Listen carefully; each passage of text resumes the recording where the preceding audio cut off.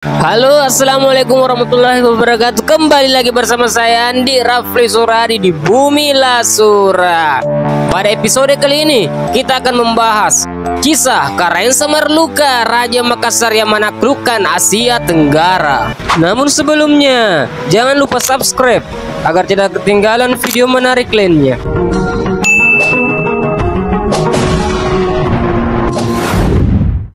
Samudra Pasai merupakan kerajaan Islam pertama di Nusantara. Samudra Pasai adalah kota niaga yang sangat kaya, penduduknya tidak kurang 20.000 jiwa. Ia sering dikunjungi oleh kapal-kapal dari Arab, India, Cina, dan Nusantara. Mata uang yang digunakan ialah koin emas dan timah putih. Koin emas yang disebut dinar, berat 1 dinar sekitar 10 gram, mengandung 70% emas murni.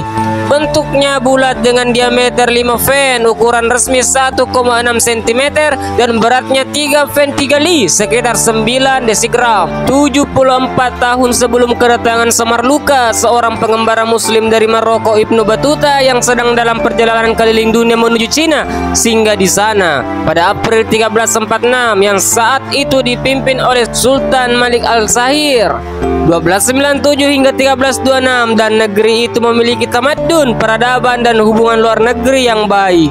Sultan dan rakyatnya menganut mazhab Syafi'i yang sama dengan kaum muslim di India. 15 tahun kemudian Laksamana Cheng Ho dari Tiongkok atas perintah Kaisar Cheng Su 1403-1424 tiba di kota tersebut dalam rangka menjalin hubungan diplomatik dan perniagaan. Dari 7 ekspedisi ke 33 negara di Asia dan Afrika antara tahun 1405 dan 1433, semua pernah singgah di Samudra Pasai. Singkat cerita, Samudra Pasai mulai merosot pada abad ke-15. Selain faktor pendangkalan pantainya yang dapat membahayakan kapal-kapal niaga, juga pertumbuhan kota pelabuhan Malaka. Banyak pedagang dari sana pindah ke Malaka. Raja Malaka ketiga Sultan Muhammad Shah menikah dengan putri Pasai.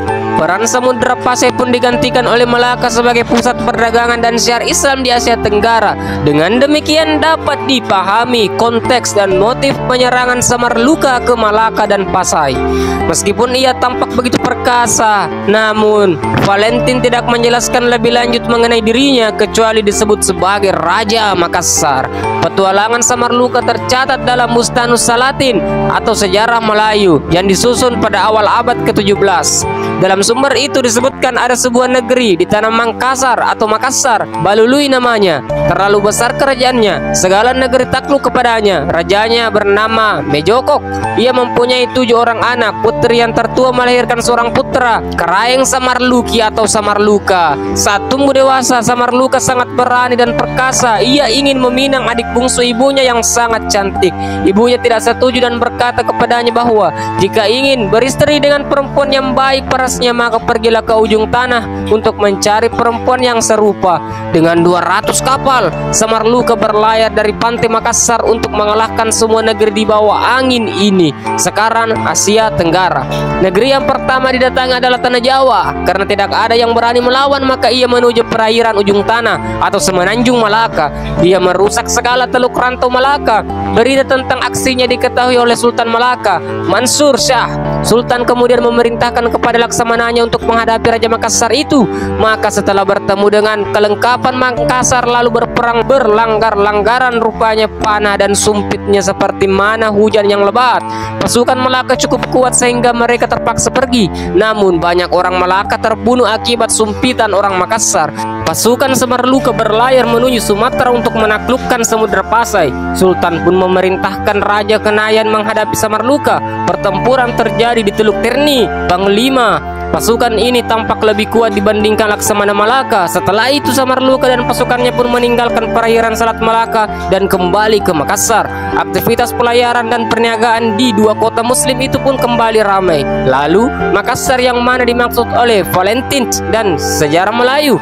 Dalam berbagai sumber lokal berita pengembaraan pengairan Makassar ke Jawa dan Malaka ada dalam sejarah Tallo. Menurut sumber ini, Karaeng Leo Risero adalah putra Raja Goa ke-6 Tunatang Kalopi. mendirikan kerajaan Tallo di sekitar muara Sungai Tallo setelah ia kembali dari Jawa sekitar abad ke-15. Kemudian penggantinya Tunilabu Risuriwa sebagai Raja Tallo kedua juga pernah ke Malaka dan kemudian ke timur menuju Banda. Pelayaran itu berlangsung selama 3 tahun. Jelas bahwa sejak awal dibentuknya kerajaan Tallo telah berorientasi maritim.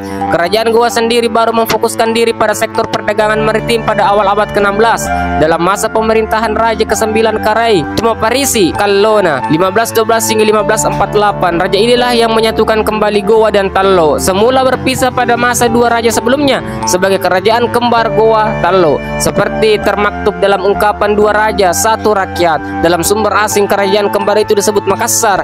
Raja Tallo acap kali disebut sebagai Raja Makassar. Wallahu a'lam bishawab. Bagaimana menurut kalian?